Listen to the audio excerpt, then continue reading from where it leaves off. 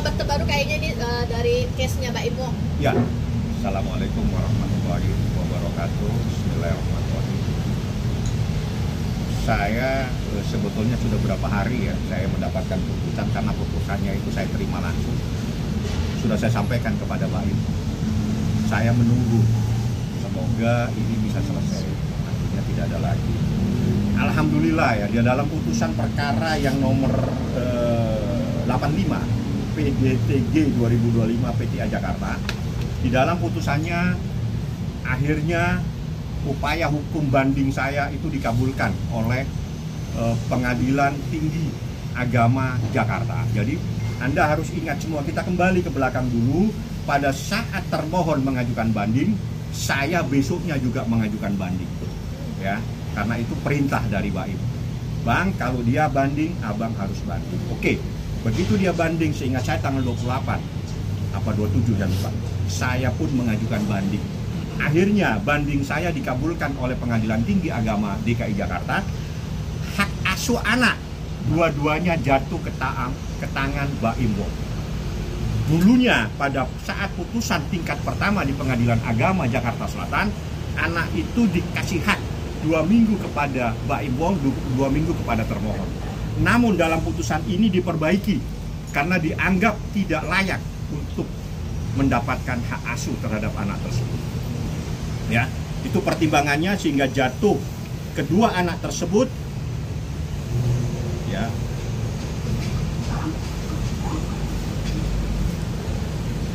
menetapkan anak pemohon dan termohon yang bernama dan seterusnya berada di bawah pemeliharaan hadana pemohon sebagai ayah kandungnya sampai kedua anak mumayyiz berumur 12 tahun dengan ketentuan termohon selaku ibu kandungnya diberikan akses untuk bertemu.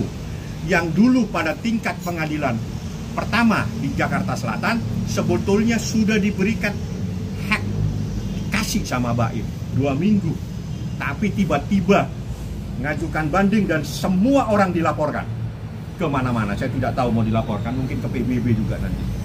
Ya, akibatnya dengan ulah-ulah seperti itu, sekarang diputuskan oleh Pengadilan Tinggi Agama, hak asuh anak ada di tangan Baim Wong, dua-duanya.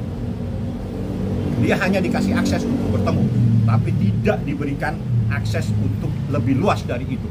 Karena apa? Ada banyak pertimbangan, tidak perlu saya bacakan.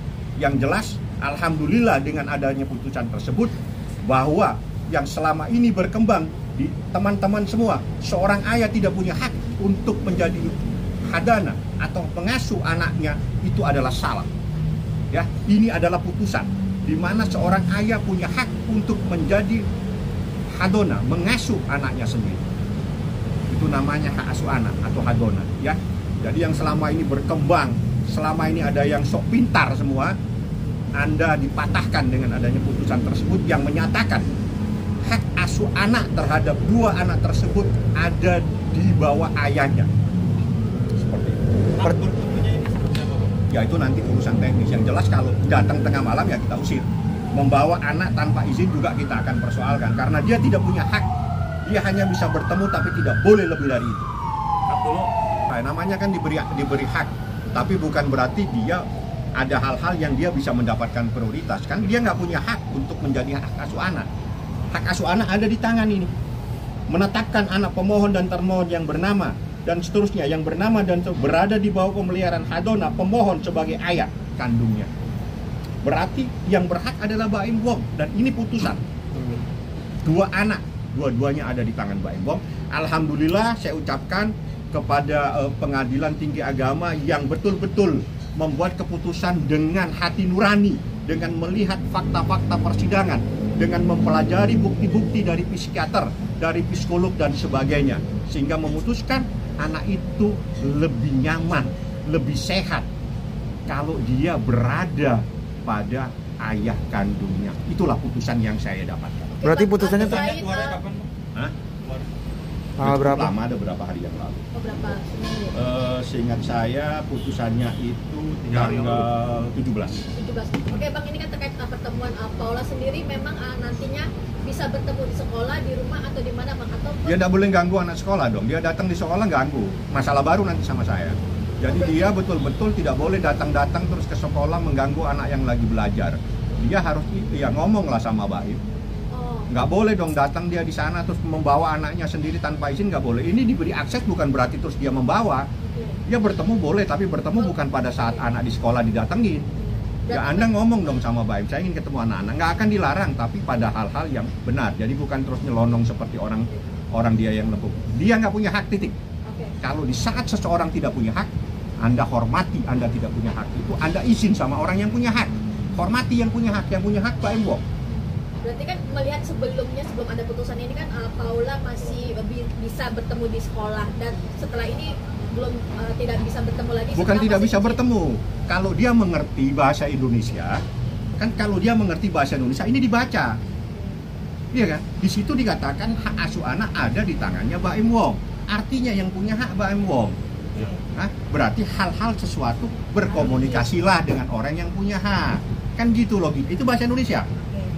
Bahasa Indonesia kalau diterjemahkan seperti itu ya. Izin. Bukan izin, minimal hormati yang punya hak. Bang, kalau misalkan Paula sendiri ingin mengajak anak-anak tidur di rumahnya itu juga termasuk tidak bisa.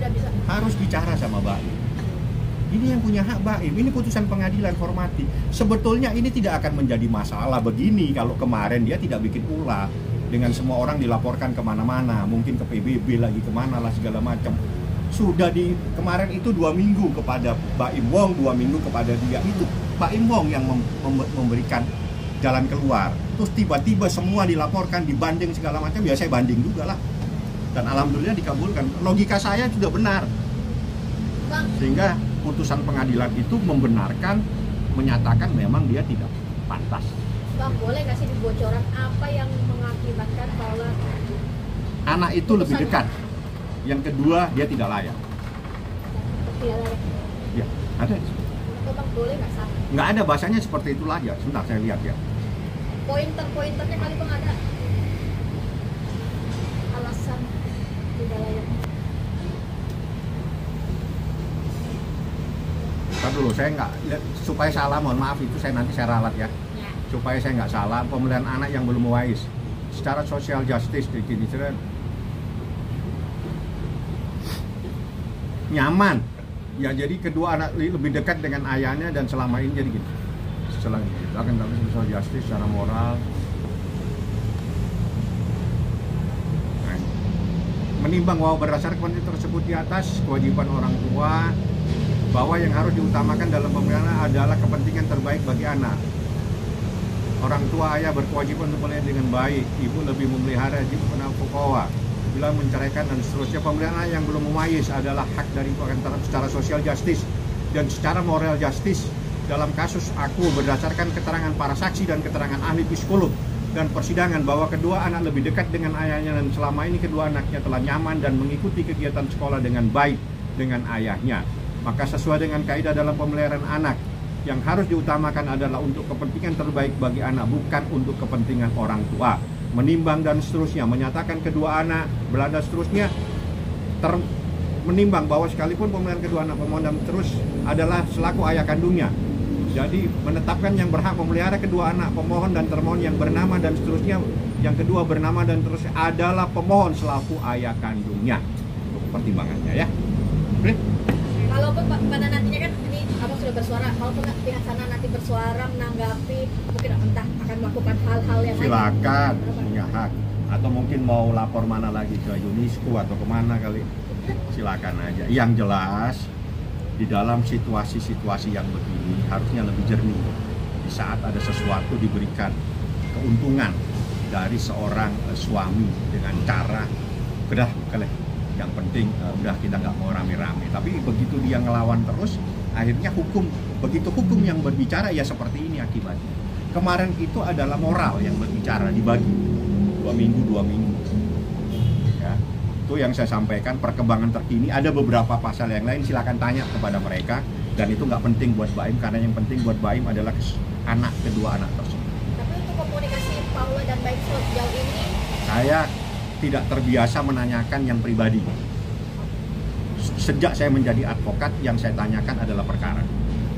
Saya nggak pernah tahu dia ada di mana dan mau ngapain, saya nggak tahu. Ya. Oke, ada lagi? Oke, sip, selamat pagi muda.